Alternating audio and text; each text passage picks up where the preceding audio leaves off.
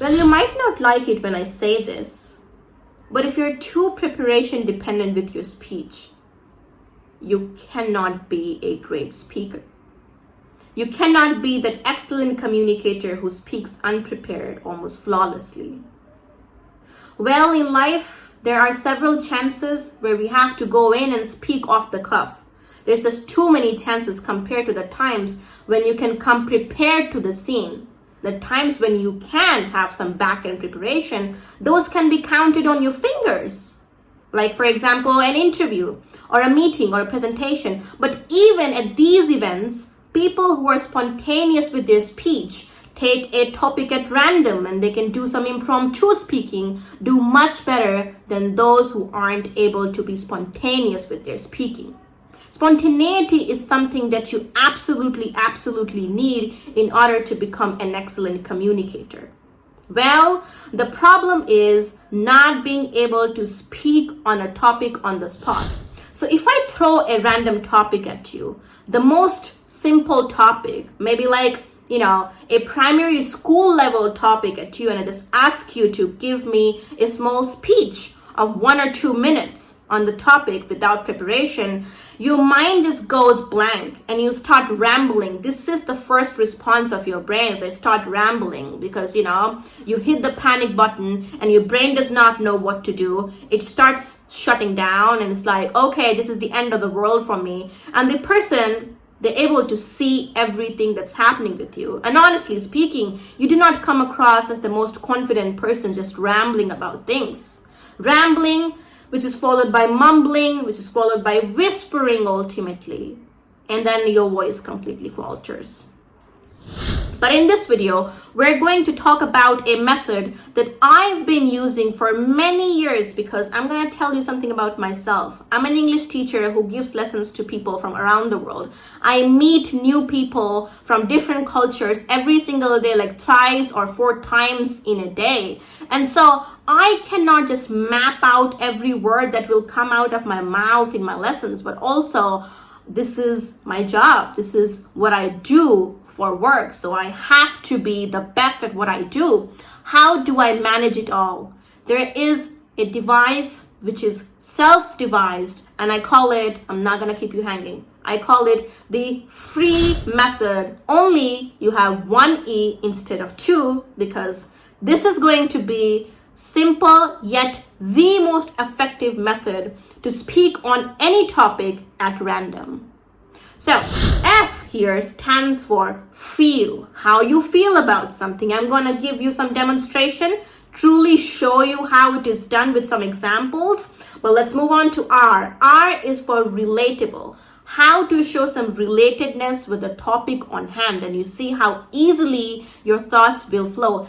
And the last one, E, is for example or expanding. You can expand on it or give some example, and also give you a very simple method of citing examples. Now understand this, there's 2 ways that people get tongue-tied, and this FRE method or the FRE method is only going to solve one of them, but it is going to do it super effectively, almost instantaneously. The first type of tongue-tiedness is with your thoughts. When you have this knowledge gap, you feel like, oh, I do not know enough about the subject, or maybe I know little, but I do not know enough to speak for all the available time. The second is just not being able to articulate. Something's happening, right? Something's happening inside your mouth, and there's several sounds on the tip of your tongue, but you're not able to roll it out. So there's 2 categories that I'm going to divide it into. That is why I'll give you 2 simple methods to solve it.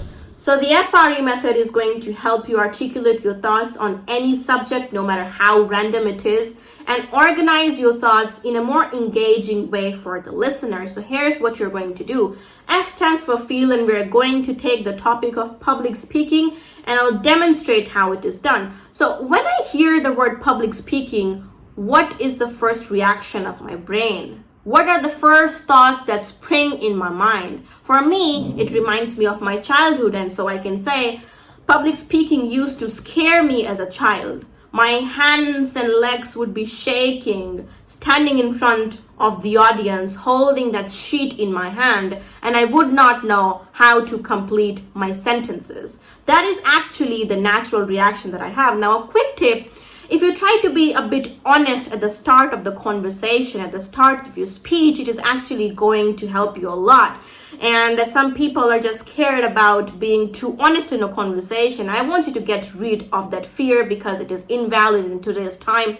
This era is of living to the fullest, being open, There's so many people, I'm not even talking about influencers. There's so many people, like an extended band of people who are literally living their whole lives on social media. So nothing is under the carpet, nothing is under the rugs, and you can be a little bit more honest with your answers. Answers that are honest, no matter how generic they are, they're still the best answers. Trust me when I say this. Feel. So this is going to be the first thought. Just calm your brain and ask yourself, what do you really feel about the subject? There's definitely going to be some or the other thought that pops in your mind. Just speak it, simple words.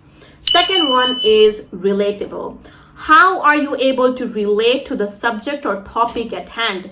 If at all, you don't relate to it in any way. You feel like, oh my God, I don't have any experience in this topic. I don't know anything about it.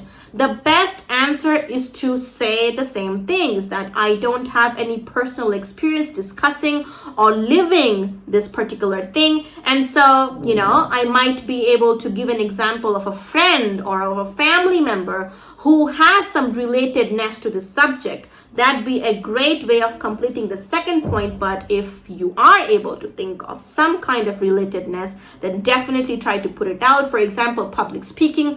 When I think about it, I am just teleported to the time when I was given my first public speaking opportunity and I messed it up big time, 4th grade. So I can say I tried to perfect my public speaking skills for 2 years continuously, from 4th grade to 6th grade, to get that second opportunities to speak publicly in school, because when I got the first opportunity, I messed it up completely. And so it took me a lot of time to gain that confidence for myself and for my teachers. The last one is example or expand.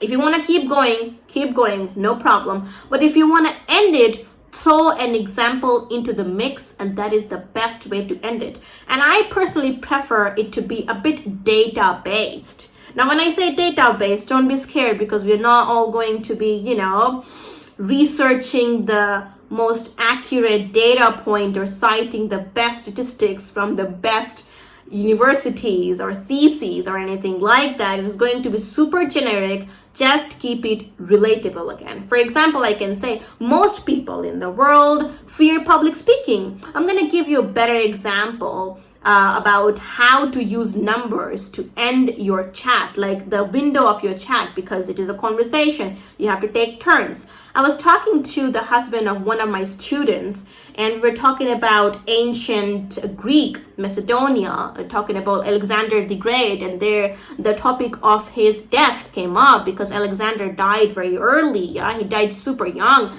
And at that time, for some reason, I did not remember the exact age. Now I do. It's like 33. Widely believe Alexander died at the age of 33. But at the time of conversation, somehow it didn't strike me. You know what I'm saying? So I was like, okay, I'm going to twist it around, still use the number, because when you use data, when you use statistics, when you use number of any kind, that is the most effective way of communicating your confidence and your knowledge both. So I said, like, okay, I'm not going to skip this point. I'm going to find a way to turn it around and to still say it. I knew that it was somewhere around 30-ish, 40-ish. Yeah, I was just like, my mind was dancing around the number. I just couldn't point at it. And I said, Alexander did not live to see his 40s. Alexander did not live to see his 40s. That's how I put it. And the husband person immediately went, it's like, yeah, he died at the age of 33, isn't it? Like, yes, he did. Just like that, I want you to cite something generic. It doesn't have to be super research-based. You know what I mean? Something general, but a little bit of a data thing is going to help you a lot. And also, it will complete the loop of the conversation that you open. So you can say most people, or you can say 90% people, which I think is the correct data, fear public speaking. And there is a specific number of people in the whole world, not just in the US, but this study was conducted in the US, where it showed that there's like a wide range of people who fear public speaking even more than deaf in the US. I'm not saying only the Americans fear public speaking, not us Indians or people from other countries. It's just not possible. But then this study was led in the US, you know what I mean? So something of this sort is definitely going to complete your loop. No matter you're speaking in a conversation, if it is one-on-one or you're speaking in front of the public, the same FRE method is going to help you a lot. I use it every single day for each of my conversations. And, that is why it is so easy for me to speak at the drop of the hat. Otherwise, it wouldn't have been. Try this out, and like I said, I use this word, I thought about it, and I still decided I was going to use the word instantaneously because it will change your speech instantaneously, immediately. Point number 2 is about tongue tightness with your sounds. How to shape the sounds that are just inside your mouth, literally at the tip of your tongue, but you're not able to push them out. What to do with that? Again, this is a very common problem, and this again leads to the same cycle of rambling, mumbling, fumbling, and then whispering, right? You start speaking in whispers if you're not confident. So what I want you to do in this case is read for just 5 to 10 minutes at the start, just 5 to 10 minutes every day, and you have to enunciate, overdo all the sounds. You see that neck stretch? You have to enunciate the pronunciation like that. Really go to do it to the fullest.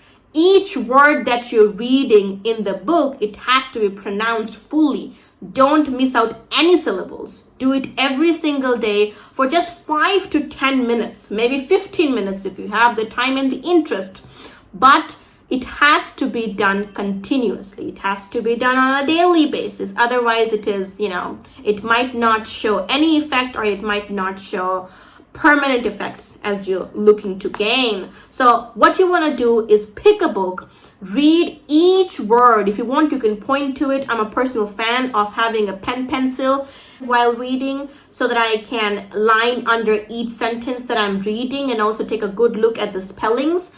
But if you don't like doing that, it's still fine. All you have to do is pronounce each syllable in those words, in those sentences properly. Just open your mouth, stretch everything, yeah? And it has to look a bit weird. If it isn't looking funny, then you aren't doing it correctly. For example, he is a boy from the village. He is a boy from the village, right? You don't want to do it the way you'd speak naturally in a conversation. And also, in the beginning, if you articulate a little bit overly in your conversations, you'd get a pass. You'd get a pass because you're improving, right? You're improving.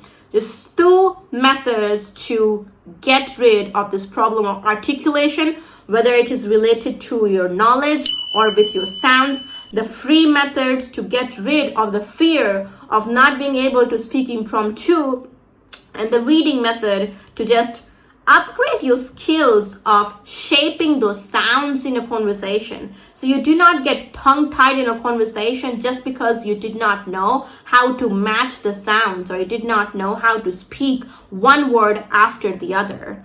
This was one of the best videos that I've made so far. I personally feel it will help you a lot. It will show you some massive results if you stay consistent with this practice. And it isn't going to take you more than 10 minutes each day to practice it with yourself, all right? Just 10 minutes a day can take you to the next level of fluency and articulation in English. I'm going to see you again in the next one. I do hope that you use it, and tell me your reviews in the comments down below. I'll be waiting for that. And I'll see you again in the next one.